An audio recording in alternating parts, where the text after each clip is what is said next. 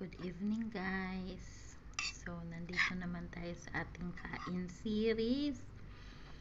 Ang ating food for today is cauliflower and cabbage. Yung niluto ko kanina. Yun lang yung food ko.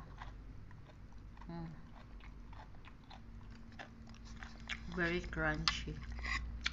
Kasi una na lang natin, ginisa lang sa butter. May full video ako nito. Actually, ito ay substitute sa rice. Pero hindi ako nagulam. Lunch at saka dinner ko to.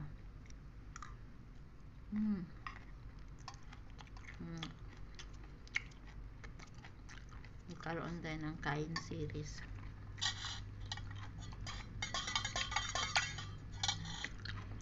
Tapos meron akong kape na tinimpla.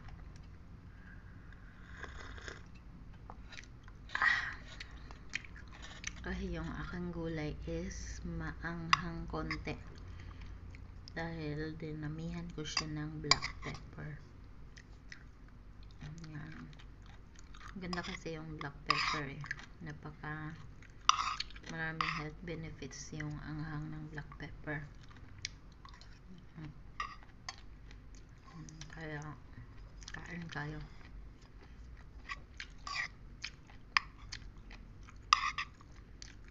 Kayo anong ulam niyo dyan? Ang sa akin naman to ulam. So ito lang talagang food yun. Di ako nag-rice.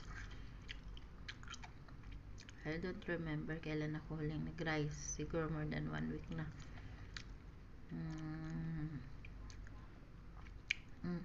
Medyo matagal ako hindi nag-rice.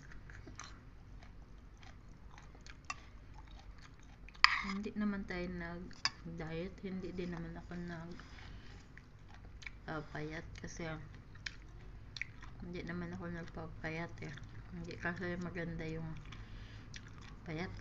Gawa ng mukha kang may sakit, mukha kang malnourished. Pero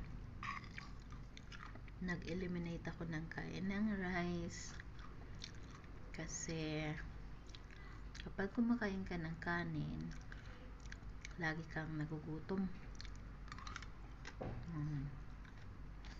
Hindi naman ako nakakala ng makutkutin ba, pero hindi chichirya, kundi mga skyflakes, minsan ganyan. Meron ako skyflakes, meron ako mga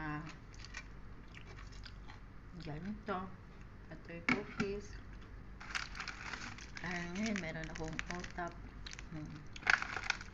So yan na yung naging food natin.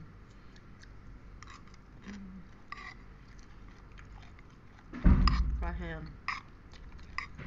kapag nag-eliminate tayo ng carbohydrates, madami sa katawan, tsaka mga unnecessary, medyo magaan yung pakiramdam mo. Tsaka sa alat ng Diyos, hindi ako nagkakasakit. Kahit simpleng trangkaso. Kasi